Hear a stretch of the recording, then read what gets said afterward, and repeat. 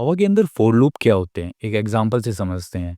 कोई काम हमें मल्टीपल टाइम्स करना है, लेकिन हम मल्टीपल कोड ऑफ लाइन्स को नहीं लिखना चाहते।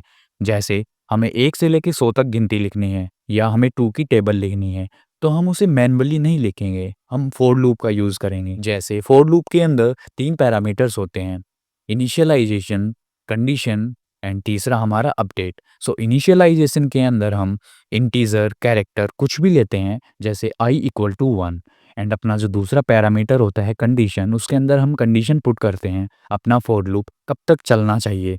जैसे हमें 1 से लेके 100 तक की गिनती लिखनी है, तो integer i equal to 1 and condition के अंदर हम i की वैल्यू को सेट कर देंगे लेस देन और इक्वल टू 100।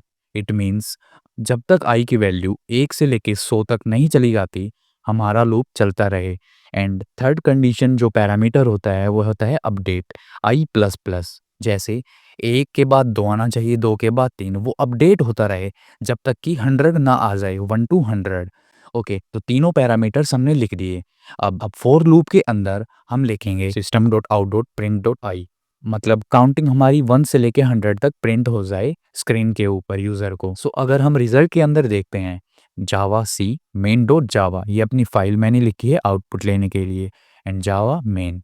सो देखो 1 टू 100 तक की सारी काउंटिंग हमारी प्रिंट हो गई है स्क्रीन पे। अब गौर करने की बात ये है, हमने सिर्फ 2 लाइन ऑफ कोड लिखी है। Instead system dot out dot print 1 2 3 4 ऐसे हमें कोड नहीं लिखना है। एक और एग्जांपल देखते हैं, जैसे हमें 9 की टेबल लिखनी है, तो फॉर लूप बनाएंगे एंड उसके अंदर इंटीजर अपना फर्स्ट पैरामीटर होता है, उसको चूज करेंगे, integer i equal to 1।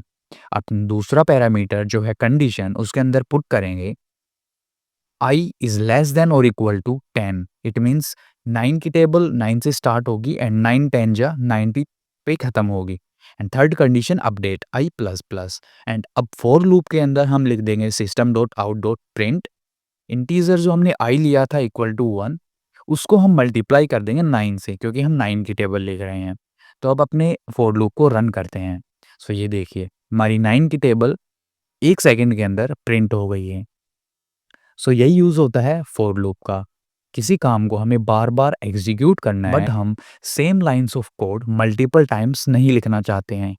So this is how A for loop works in Java. Next video में हम एनहांस्ड लूप के बारे में सीखेंगे।